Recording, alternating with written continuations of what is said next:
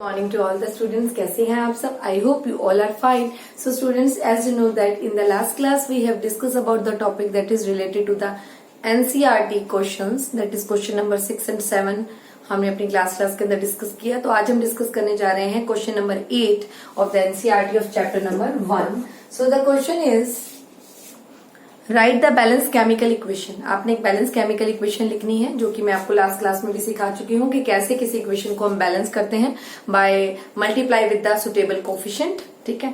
और इसके बाद identify the type of reaction. इसके साथ साथ आपने एक क्वेश्चन इसमें ऐड हो गया कि जो भी आप मैं रिएक्शन लिखूंगी उसमें आइडेंटिफाई करना है कि वो किस टाइप की रिएक्शन है. अब मैंने टाइप ऑफ रिएक्शन आपको पढ़ाया हुआ है बच्चे. द टाइप ऑफ रिएक्शन में be the combination reaction, may be the decomposition reaction, maybe the displacement reaction और maybe the double displacement reaction. तो चार टाइप की रिएक्शन होती हैं बच्चे मेनली. इसके अलावा एक रिडॉक्स रिएक्शन भी होती है जिसके अंदर ऑक्सीडेशन और रिडक्शन टेक्स प्लेस होता है. ये बात मैं आपको बता चुकी हूँ. सो अभी मैं कुछ रिएक्शंस लिखूंगी और उसमें आपने फाइंड आउट करना है. बैलेंसिंग मैं करा चुकी हूँ, उसको नहीं लेंगे. अभी मैं जो भी रिएक्शंस लिखूंगी आप बताएंगे कि विच type of reaction is this. So the first reaction is potassium bromide react with the barium iodide and formation of potassium iodide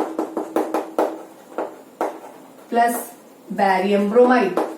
This is the equation that is given to you.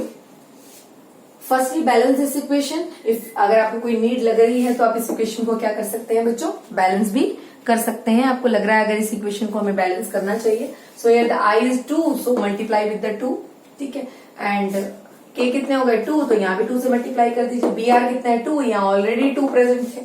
ठीक है. Now tell me which type of reaction is this. किस type की ये reaction है. तो आप देख रहे हैं ये भी एक पूरा कंपाउंड है, positive negative with the cation and anion.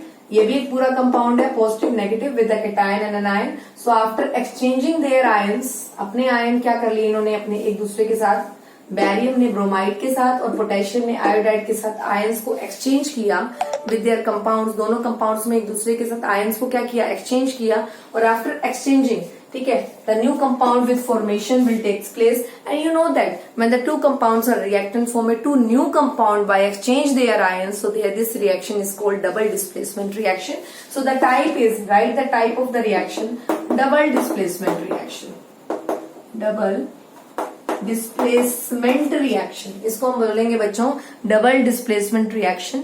ठीक है. तो नेक्स्ट ए पार्ट होने के बाद 2 पार्ट आप खुद करेंगे, एक पार्ट मैं आपको और करा रही हूं. तो second part is zinc carbonate give rise to zinc oxide. Zinc carbonate give rise to zinc oxide plus we have calcium carbon dioxide.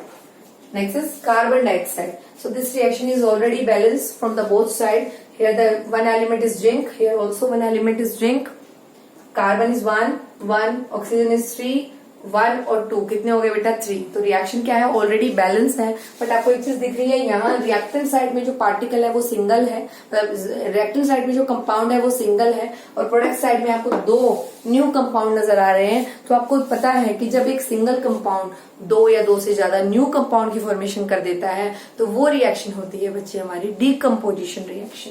उस रिएक्शन को हम क्या बोलते हैं, this type of reaction is called decomposition reaction. Because एक ही compound से decompose होकर नए कंपाउंड की फॉर्मेशन हो रही है.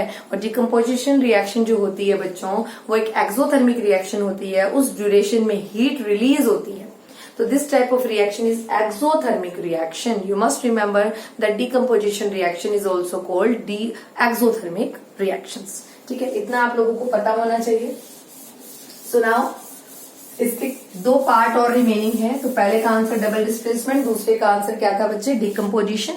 Now we will discuss about the third part also. And you tell me when the two molecules are react, one is H2 and another is Cl2, the formation of 2 HCl will take place. So tell me which type of reaction is this. When the 2 molecules are react with each other, formation of a single molecule will take place. A and B, ये मैं आपको बता चुकी हूँ. A और B ने react किया और बनाया AB. So this type of reaction is called combination reaction. So it is a type of combination reaction. So बच्चों इस क्वेश्चन के थ्रू आपकी ऑल टाइप ऑफ रिएक्शन भी डिस्कस हो रही हैं।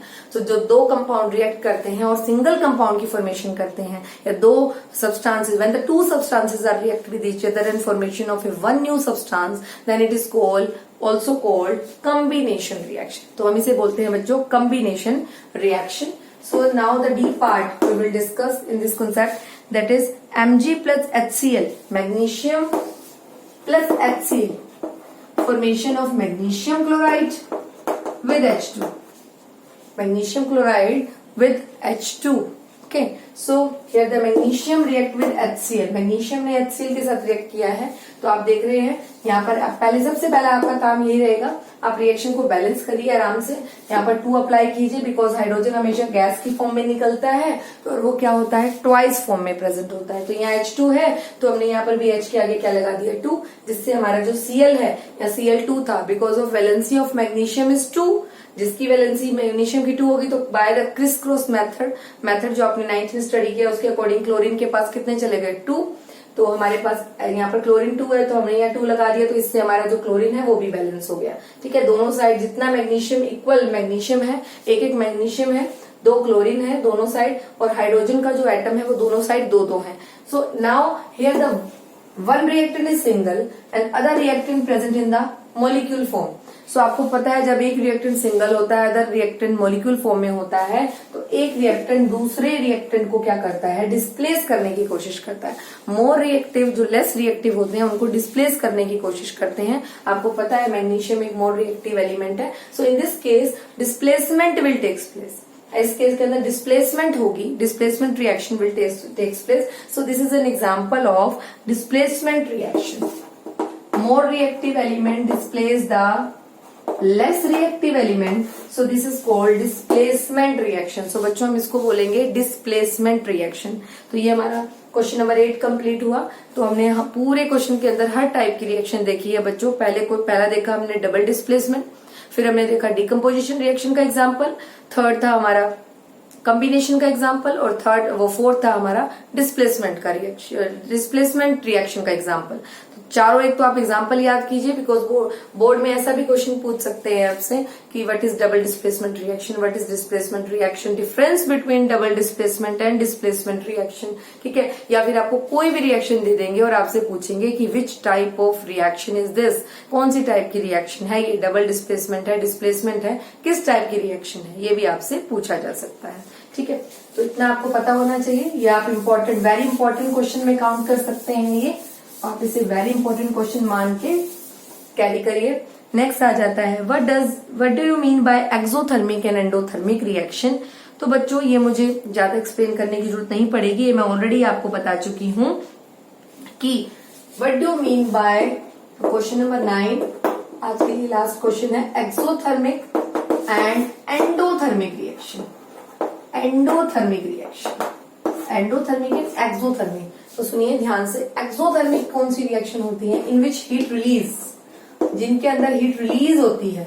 आप इस तरह का कोई भी रिएक्शन आए, आप डिफरेंस की फॉर्म में उसे तैयार कीजिए, और इसके अंदर हीट अब्सॉर्ब होती है, जिनके अंदर हीट अब्सॉर्ब होती है वो एंडोथर्मिक रिएक्शन है, और जिसके अंदर हीट रिलीज होती है वो एक्सोथर्मिक रिएक्शन है।